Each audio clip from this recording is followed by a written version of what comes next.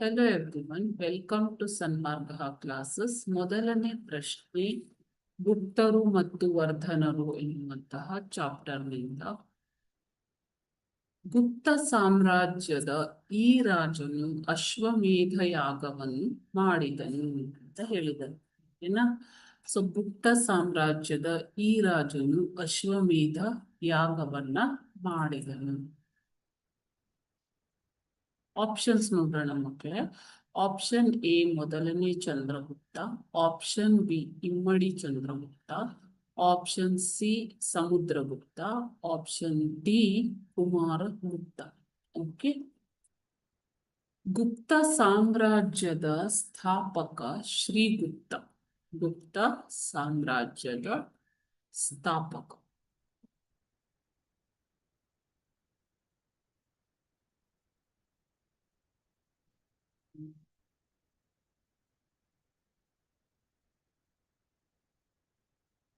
ಶ್ರೀಗುಪ್ತನು ಗುಪ್ತ ಸಾಮ್ರಾಜ್ಯದ ಸ್ಥಾಪಕ.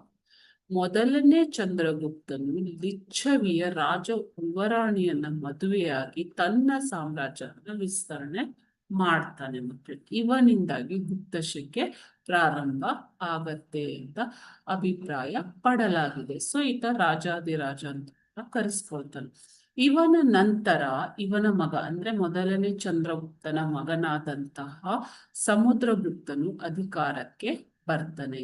ಸಮುದ್ರಗುಪ್ತನ ಬಗ್ಗೆ ನಮಗೆ ಹರಿಸೇನ, ಆಸ್ಥಾನ ಕವಿಯಾಗಿದ್ದಂತಹ ಹರಿಸೇನನು ರಚಿಸಿದ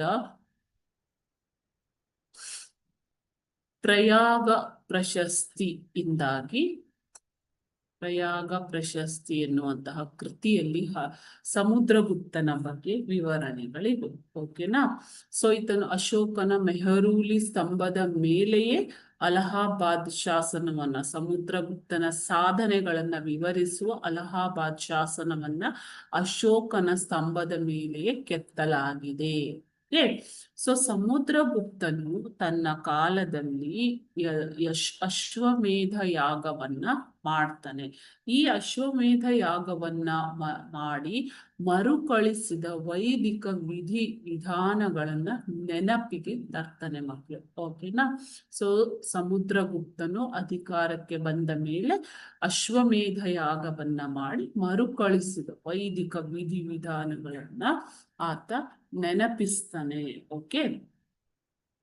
ಸಮುದ್ರಗುಪ್ತನು ಕೇವಲ ಕ್ಷತ್ರಿಯನಷ್ಟೇ ಆಗಿರದೆ ಆತ ಮಹಾಕವಿ, ಸಂಗೀತ ಪ್ರಿಯ ಕೂಡ ಆಗಿದ್ದ. Okay, thank you.